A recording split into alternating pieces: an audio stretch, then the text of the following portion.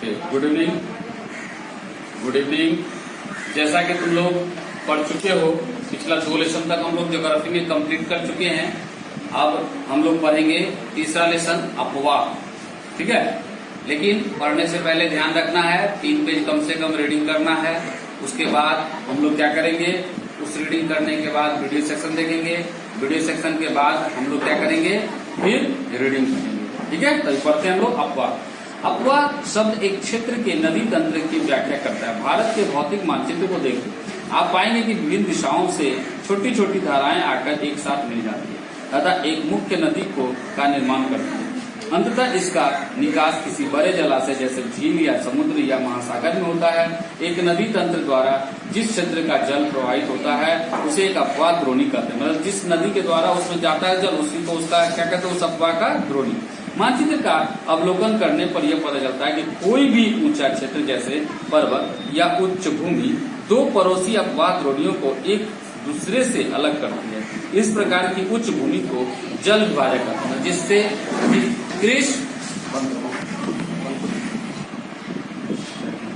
भारत में अपवाह, मतलब यहाँ बोल रहा विभाजक, मतलब जिस अपवाह द्रोणी के द्वारा जाएगा उसी का जल विभाजक बनेगा, मतलब उससे 2 भाग में निकल जाएगा। अब देखते हैं अपवाह तंत्र।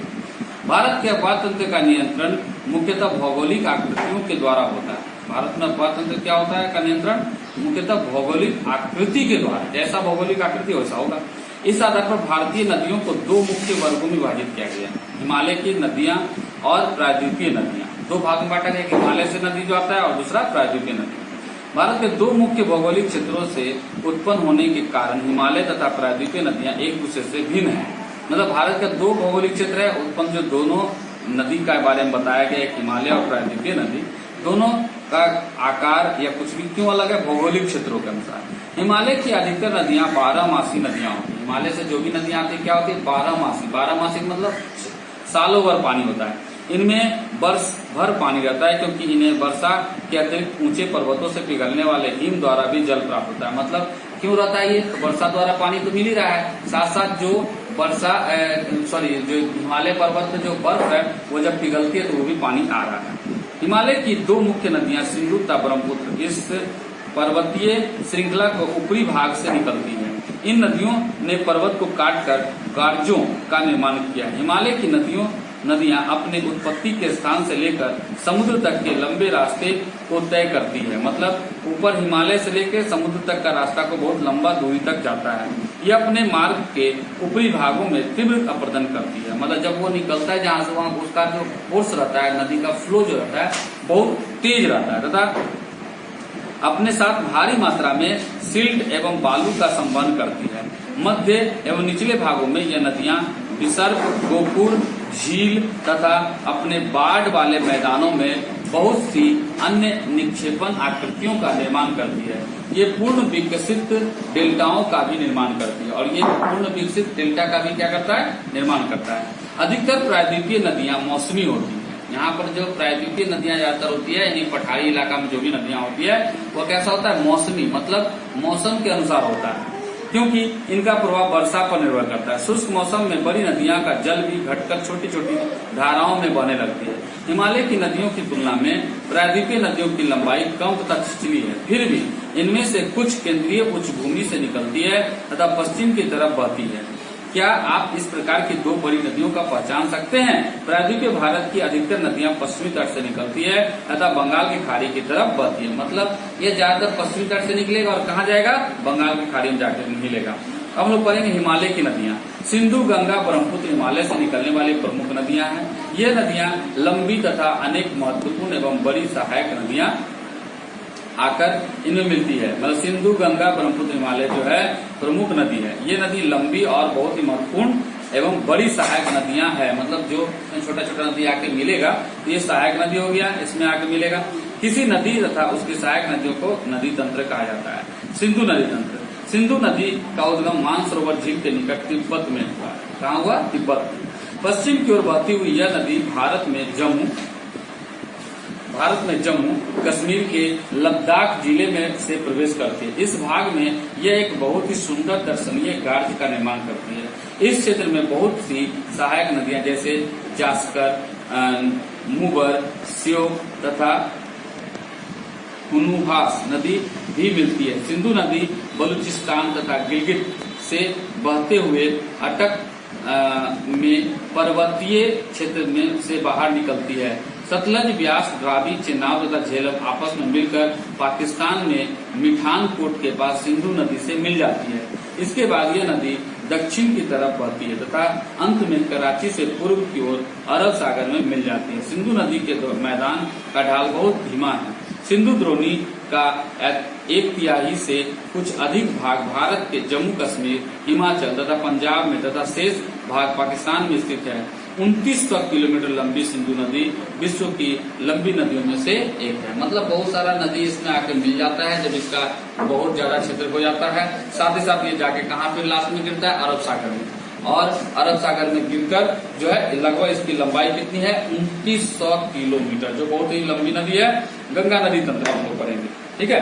तो गंगा नदी तंत्र में है, गंगा की मुख्य धारा भागीरथी, गंगोत्री, हिमानी से निकलती है। गंगा कहाँ से निकलती है? तो गंगोत्री से निकलती है ना। और तथा अलकनंदा उत्तरांचल के देवप्रयाग में इससे मिलती है। अलकनंदा नदी जाकर उत्तरांचल का देवप्रयाग जगह का नाम है, वहां पर जाकर मिलती है। हरिद्वार के पास गंगा पर्वतीय भाग को छोड़कर मैदानी भाग में प्रवेश करती है और हरिद्वार के पास में वो पर्वतीय क्षेत्र को छोड़ के मैदानी भाग में आके मिलती है। हिमालय से निकलने वाले बहुत सी नदियां आकर गंगा में मिलती है। हिमालय से आकर बहुत सारी नदियां क्या होता है? आकर इसमें मिलती है। यमुना, घाघरा, गंडक तथा कोसी। हिमालय से निकलने वाली बहुत सारी नदियां क्या है भाई? बहुत सारी नदियां इससे निकलती भी है, जिसे है ना मिलती भी है आके, और बहुत सी नदियां आकर गंगा में आकर मिल जाता है।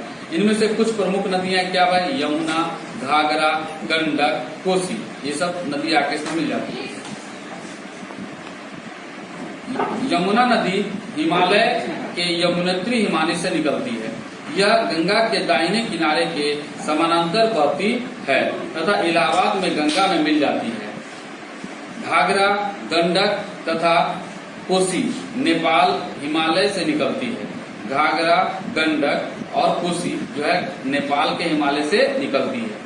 इनके कारण प्रत्येक वर्ष उत्तरी मैदान में कुछ हिस्सों में बाढ़ आती है। किससे? कोसी नदी से, जिससे बड़े पैमाने पर जान माल का नुकसान होता है। लेकिन ये वे नदियां हैं जो मिट्टी का उपजाऊपन प्रदान कर कृषि योग्य भूमि बनाया जाता है। मतलब ये वैसी नदियां हैं जहां पर यह बहती है, वहां मिट्टी बहुत ज्यादा उपजाऊ बना देता है और हमेशा के लिए वहां मिट्टी उपजाऊपन रहने से क्या होता है कि वहां उपजाऊ मतलब धान, गेहूं, इस सब का उपज बहुत ज्यादा होता है।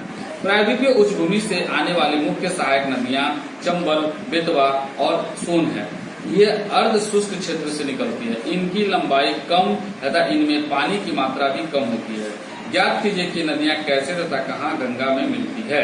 ये सब नदियां कहाँ और कैसे मिलता है देखेंगे हम लोग। बाएं तथा दाहिने किनारे के सहायक नदियों के जल से परिपूर्ण होकर गंगा पूर्व दिशा में पश्चिम बंगाल के फरक्का तक बहती है। मतलब बोल रहा है बाएं तथा दाहिने किनारे के सहायक नदियों से जल में मिलने के बाद भी गंगा पूर्व दिशा की कहाँ तक बहती है? पश्चिम बंगाल का फरक्का तक। और यह गंगा डेल्टा का सबसे उत्तरी बिंदु है। यहाँ नदी दो भागों में बट जाती है। भागीरथी, हुगली जो इसकी एक वितरिका है, दक्षिण के तरफ बहती है। डेल्टा के मैदान से होते हुए बंगाल की खाड़ी में मिल जाती है और ये लास्ट में जाकर कहाँ मिलती है? बंगाल की खाड़ी में। मुख्य धारा दक्षिण की ओर बहती हुई बांग्लादेश में प्रवेश करती है एवं ब्रह्मपुत्र नदी इससे आकर मिल जाती है। अंतिम चरण में गंगा और ब्रह्मपुत्र समुद्र में विलीन हो जाती है और अंतिम चरण में गंगा और ब्रह्मपुत्र लाकर किसमें मिल जाता है भाई? तो एक दूसरे में मिल जाता है। पहले विलीन होने से पहले मेघना के नाम से जाना जाता है। जब विलीन नहीं होता है तो उसमें क्या उसका नाम पुकारते हैं हम लोग? मेघना। गंगा ब्रह्मपुत्र के जल वाली यह बृहद नदी बंगाल की खाड़ी मिल जाती है और इन नदियों के द्वारा बनाए गए डेल्टा को सुंदरबन डेल्टा के नाम जानते हैं। और इनके द्वारा जो बनाए गए डेल्टा उसका नाम क्या पड़ा है? सुंदरबन डेल्टा। गंगा की लंबाई 2500 किलोमीटर से अधिक है। चित्र 304 में दिखाया गया। आप गंगा नदी के अपवाह तंत्र को पहचान सकते हैं। अम्बाला नगर सिंधु तथा गंगा नदी तंत्रों के बीच जल विभाजक पर स्थित है।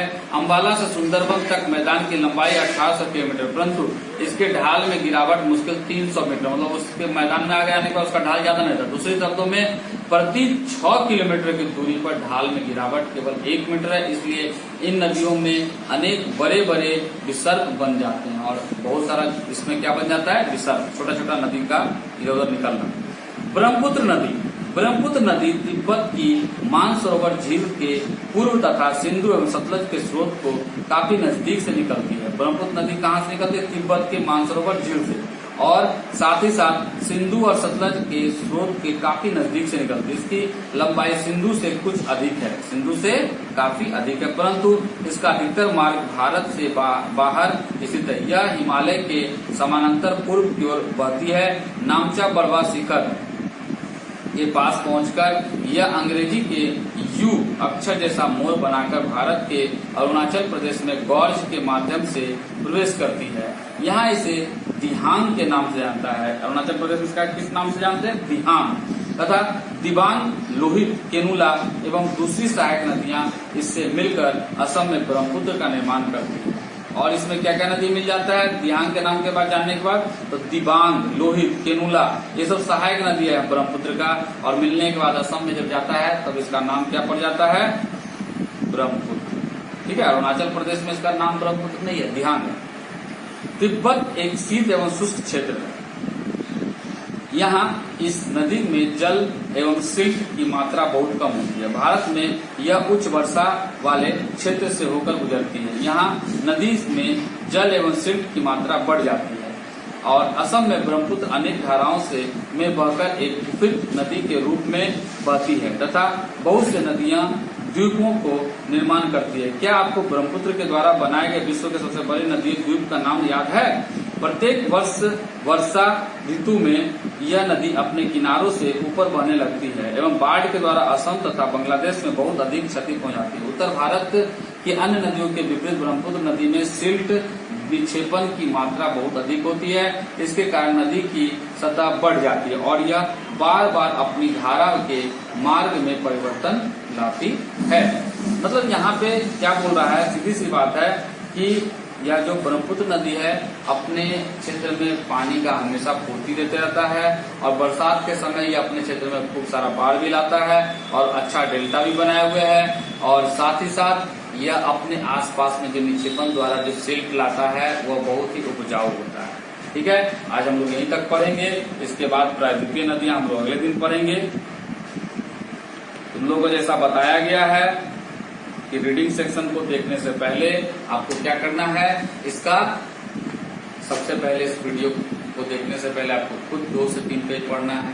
फिर उसके बाद इस वीडियो को देखने के बाद फिर से वो पेज पढ़ना जहां तक आप पढ़ाई किए हैं, और इसके बीच बीच में छोटा छोटा बॉक्स में बहुत सारा बात लिखा था उसको भी आपको पढ़ना है। साथ ही साथ प्रत्येक दिन माँ पिताजी को प्रणाम भी करना है और रिस्पेक्ट भी करना है।